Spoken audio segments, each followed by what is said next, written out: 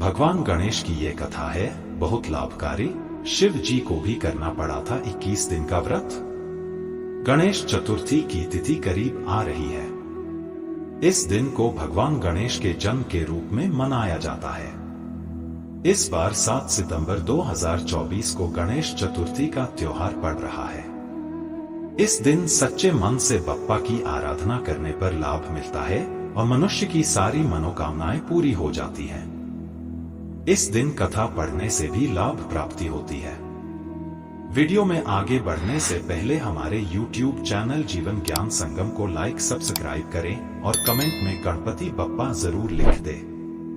भगवान गणेश को हिंदू धर्म में सबसे ज्यादा प्राथमिकता दी जाती है। किसी भी कार्य को शुरू करने से पहले भगवान गणेश की ही पूजा की जाती है और उन्हें हिंदू धर्म में भाग्य का भी देवता माना गया है। किसी भी नई शुरुआत से पहले भगवान गणेश की पूजा करना अहम माना जाता है। इससे काम में लाभ मिलता है और बप्पा की कृपा लोगों पर बनी रहती है। इस दिन गणेश भगवान का व्रत रखने से भी लाभ मिलता है। इसके अलावा इस दिन अगर कथा पाठ किया जाए तो भगवान गणेश खुश होते हैं और उनकी विशेष कृपा देखने को मिलती है। आइए जानते हैं कि वो कौन सी कथा है जिसे गणेश चतुर्थी पर पढ़ने से लाभ मिलेगा। क्या है कथा? कथा की बात करें तो एक बार भगवान गणेश और मां पार्वती नदी के किनारे बैठे थे। मां पार्वती ने इस दौरान वक्त बिताने के लिए शिव जी से चौपड़ खेलने की विनती की। शिव जी भी खेलने के लिए तैयार हो गए। लेकिन यहाँ पर सबसे बड़ी दुविधा ये पैदा हुई कि आखिर इस खेल में हार जीत का फैसला कौन करेगा। ऐसे में शिव जी ने कुछ तिनके बंटोरे और पुतला बनाकर उसकी प्राण प्रतिष्ठा कर दी। इसके बाद उन्होंने पुतलों से ये विनती की कि बेटा तुम इस खेल को देखना और हार जीत का सही फैसला करना। पार्वती के साथ हुआ धोखा। शिव जी और पार्वती जी ने इसके बाद ये खेल खेलना शुरू किया। उन्होंने ये खेल 3 बार खेला मगर तीनों बार ही पार्वती जी जीत गईं और शिव जी की हार हुई। अब फैसले की घड़ी थी। फैसला हुआ। इस दौरान पार्वती जी को विजय बनाने की जगह लड़के ने शिव जी को विजयी घोषित कर दिया। यह नतीजा सुनकर पार्वती जी उखड़ गईं और उन्हें बहुत तेज गुस्सा आया।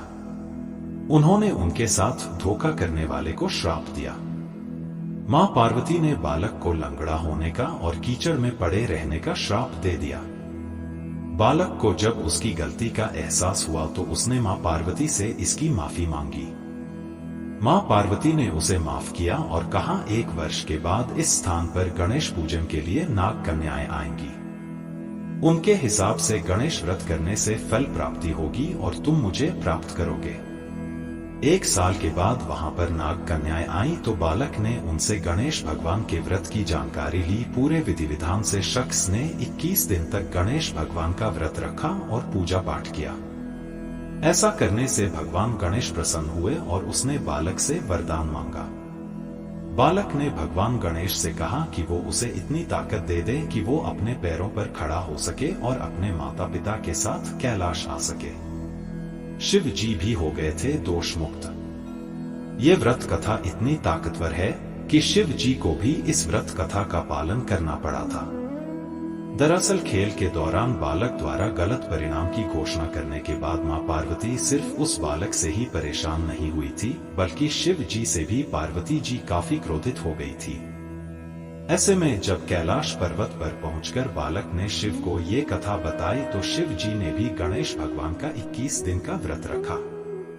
इससे मां पार्वती प्रसन्न हुई और शिव जी को लेकर उनका जो गुस्सा था वो शांत हो गया। आज के लिए बस इतना ही। मिलते हैं न्यू वीडियो पर। जय हिंद, जय भारत।